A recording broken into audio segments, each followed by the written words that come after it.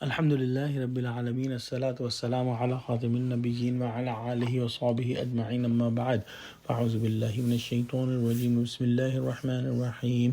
قال الله تعالى في سورة آل عمران: يخفون في أنفسهم ما لا يبدون لك يقولون لو كان لنا من الأمر شيء ما قتلنا هاهنا قل لو كنتم في بيوتكم لبرز الذين كتب عليهم القتل إلى مضاجعهم وليبتلي الله ما في صدوركم وليمحص ما في قلوبكم واللہ علیم بذات الصدور۔ ترجمہ: یہ لوگ بہت سی باتیں دلوں میں مخفی رکھتے ہیں جو تم پر ظاہر نہیں کرتے تھے۔ کہتے تھے کہ ہمارے بس کی بات ہوتی تو ہم یہاں قتل ہی نہ کیے جاتے۔ کہہ دو کہ اگر تم اپنے گھروں میں بھی ہوتے تو جن کی تقدیر میں مارا جانا لکھا تھا وہ اپنی اپنی قتل گاہوں کی طرف ضرور نکل آتے۔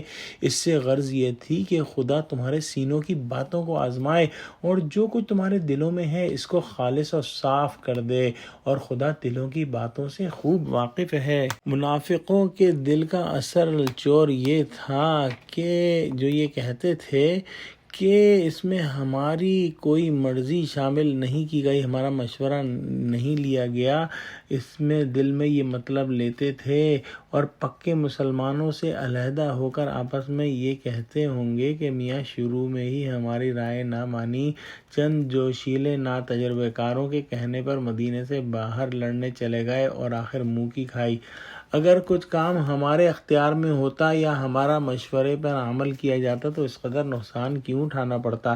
ہماری برادری کے اتنے آدمی مارے گئے، کیوں مارے جاتے؟ یہ یا تو عبداللہ بن ابی اور اس کے ساتھیوں نے مدینے میں یہ بات کہی، یا پھر جو تھوڑے بہت منافق بچ رہے تھے اور جنہوں نے لڑائی میں حصہ لیا تھا انہوں نے یہ بات جو ہے وہ کہی۔ دونوں چیزوں کے امکان موجود ہیں۔ اللہ سبحانہ و تعالیٰ نے دو ٹوک الفاظ میں فرما دیا کہ اس طعن و تشنیع یا حسرت و افسوس سے کچھ حاصل نہیں۔ اللہ تعالیٰ نے ہر ایک کی جو اجل، موت کی جگہ اور سبب اور وقت لکھ دیا ہے وہ کبھی بھی کسی صورت نہیں ٹل سکتا۔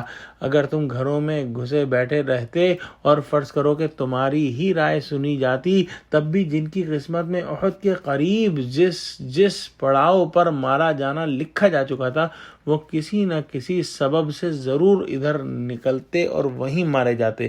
یہ خدا کا انعام ہے کہ جہاں مارا جانا مقدر تھا مارے گئے، مگر اللہ کے راستے میں خوشی کے ساتھ بہادروں کی موت شہید ہوئے، اور اس سے زیادہ اچھی کیا بات ہو سکتی ہے؟ پھر اس پر پچھتانے اور افسوس کرنے کا کیا موقع ہے؟ جو لوگ اللہ کی راہ میں شہید ہو گئے ان کو اپنے اوپر قیاس نہ کرو۔